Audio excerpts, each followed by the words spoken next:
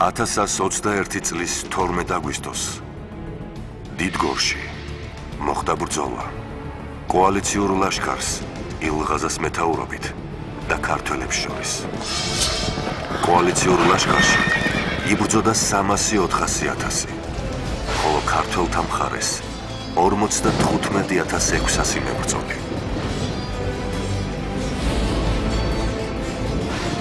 ბრძოლა 3 საათს გაგრძელდა, რომლის შემდეგაც ქართველებმა მტერს 70 კილომეტრის მანძილზე სტიგეს.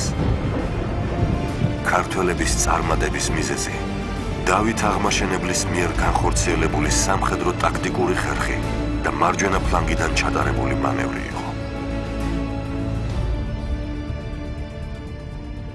ძალა ერთობაშია.